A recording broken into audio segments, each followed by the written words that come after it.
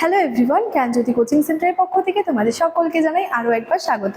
আজকের ক্লাসে আলোচনার বিষয় হচ্ছে হরপ্পা সভ্যতা সম্পর্কে। তোমরা যারা বর্ধমান বিশ্ববিদ্যালয়ের অধীনস্থ বিভিন্ন কলেজগুলিতে পড়াশোনা করছো, তোমাদের জন্য আজকের ক্লাসে ফার্স্ট সেমিস্টার মাইনর হিস্ট্রি থেকে এই হরপ্পা সভ্যতা টপিকটা নিয়ে আলোচনা করব। আচ্ছা, আলোচনার বিষয় শুরু করার আগে তোমাদেরকে একটা ছোট্ট ইনফরমেশন দিয়ে রাখি।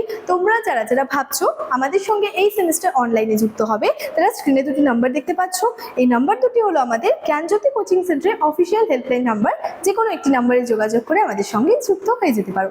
এছাড়াও তোমাদের কোর্স ডিটেলস সম্পর্কে একটু বলে রাখি যে আমাদের সঙ্গে যে তোমরা যুক্ত হবে, তো সেই যুক্ত হওয়ার মাধ্যমে তোমরা যে সমস্ত সুযোগ সুবিধাগুলি পেয়ে যাচ্ছ, প্রথমত তোমরা পেয়ে যাচ্ছ প্রপার গাইডেন্স, তার সাথে সাথে recorded classes, high quality notes এবং 100% কমন সাজেশনস গুলো কিন্তু পেয়ে যাচ্ছ। ঠিক আছে, এছাড়াও তোমাদের সেমিস্টারের জন্য যেই কোর্স ফিটা রাখা হয়েছে সেটা হলো মেজরের কোর্স ফি রয়েছে 1299 এবং মাইনরের কোর্স ফি রয়েছে 699। ঠিক আছে, এই ছিল একটা ছোট্ট ইনফরমেশন। এবার সরাসরি আলোচনার বিষয় শুরু করছি। দেখো, এই হরপ্পা সভ্যতা কিন্তু ইতিহাসের খুবই একটা গুরুত্বপূর্ণ বিষয় এবং তার সাথে সাথে কিন্তু খুবই একটা ইন্টারেস্টিং বিষয়। সেখানে প্রথমেই যে বলেছে দেখো যে উন্নত নগর পরিকল্পনা, অর্থাৎ হরপ্পা সভ্যতার যে উন্নত নগর পরিকল্পনা কিন্তু খুবই একটা গুরুত্বপূর্ণ দিক এই সভ্যতা আলোচনার। এখানে বলেছে দেখো গ্রিড পদ্ধতি, অর্থাৎ শহরগুলি নিখুঁত গ্রিক সিস্টেমের সমকোণে কি করতো, বিভক্ত রাস্তা দিয়ে কিন্তু গঠিত ছিল।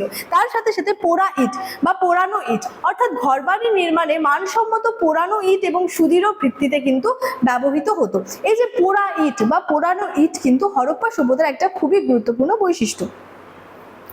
নিকাশি ব্যবস্থা, অর্থাৎ ঢালু রাস্তা এবং ঢাকা ড্রেনেজ সিস্টেম যা আধুনিক প্রকৌশলকে কিন্তু হার মানিয়েছিল। অর্থাৎ কি হচ্ছে, হরপ্পা সভ্যতার যে ঢালু রাস্তাগুলি ছিল, তার সাথে সাথে হরপ্পা সভ্যতার যে ড্রেনেজ যে সিস্টেম ছিল, ঠিক আছে, ড্রেনেজ সিস্টেম অর্থাৎ যে পয় প্রণালী যে ব্যবস্থাটা ছিল, সেটা কিন্তু এটার একটা খুবই গুরুত্বপূর্ণ একটা দিক।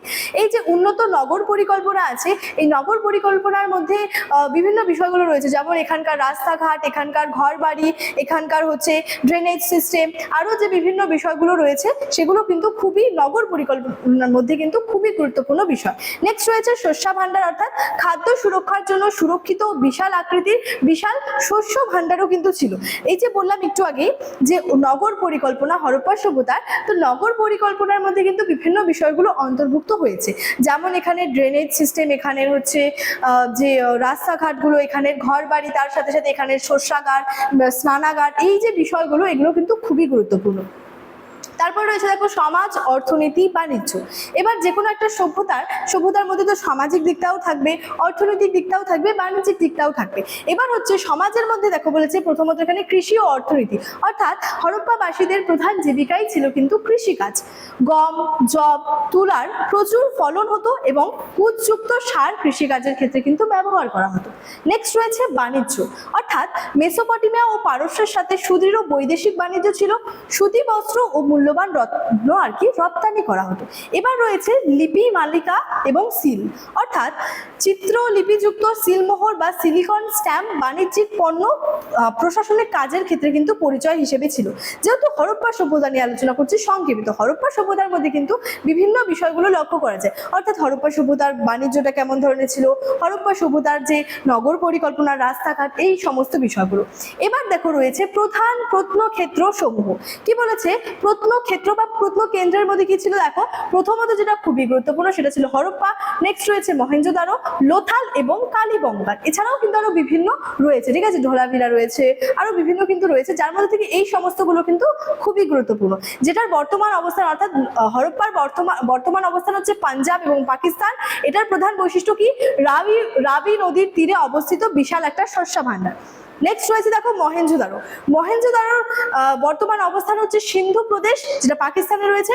এটার বিশাল বা প্রধান একটা বৈশিষ্ট্য বিশাল স্নানাগার বা গ্রেট বাথ এবং উন্নত যে নিকাশি ব্যবস্থা সেটা। তারপর রয়েছে লোথালের বর্তমান অবস্থান ভারতের গুজরাটে, সেটা হচ্ছে প্রধান বৈশিষ্ট্য কৃত্রিম সামুদ্রিক যে বন্দর সেটা।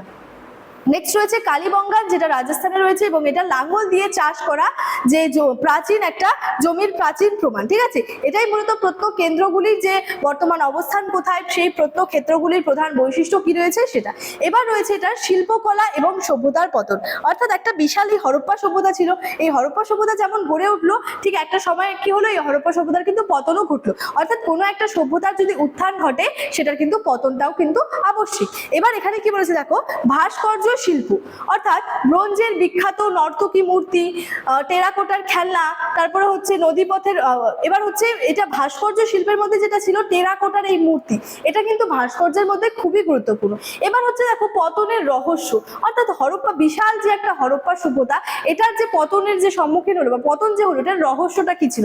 বলেছে দেখো নদীপথের পরিবর্তন, অর্থাৎ নদীর একটা গতিপথের পরিবর্তন হলো, যার ফলে অনেকে বলেছেন হরপ্পা সভ্যতার পতন ঘটে।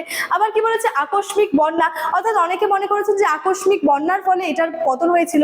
অনেকে বলেছেন জলবায়ুর পরিবর্তন বা মরুকরণ, এই সমস্ত বিষয়ের ফলে কি এই সভ্যতার কিন্তু পতন ঘটেছে। এবার কিছু ঐতিহাসিক গুরুত্বের মধ্যে বলেছে ভারতীয় সংস্কৃতির মূলে এই সভ্যতার অবদান অত্যন্ত গভীর এবং অসামান্য ছিল। ঠিক আছে, তাহলে এই যে হরপ্পা সভ্যতা নিয়ে কিন্তু একটা ছোট্ট আলোচনা ক্লাসের মাধ্যমে যে সংক্ষেপে একটা তোমাদের সঙ্গে আলোচনা করলাম যে হরপ্পা সভ্যতার মধ্যে এক্স্যাক্টলি কোন কোন বিষয়গুলো পড়ে। যেমন ওখানে বিভিন্ন ভাস্কর্য শিল্পকলা পড়ে, টেরাকোটার মূর্তি পড়ে, বিভিন্ন প্রত্ন কেন্দ্রগুলি রয়েছে, তার সাথে সাথে রয়েছে কি এই যে হরপ্পা সভ্যতার যে এত উন্নত মানের যে নগর পরিকল্পনাটা রয়েছে, সেটা কিন্তু রয়েছে, যেটা হরপ্পা সভ্যতার একটা মূল বৈশিষ্ট্যের মধ্যে কিন্তু অন্যতম পড়ে। ঠিক আছে, তাহলে সংক্ষেপে আকারে আজকে তোমাদের সঙ্গে হরপ্পা সভ্যতা সম্পর্কে কিন্তু আলোচনা করলাম। চলো আজকের ক্লাসে আলোচনার বিষয় এতটাই, দেখা হচ্ছে পরবর্তী ক্লাসে। Thank you.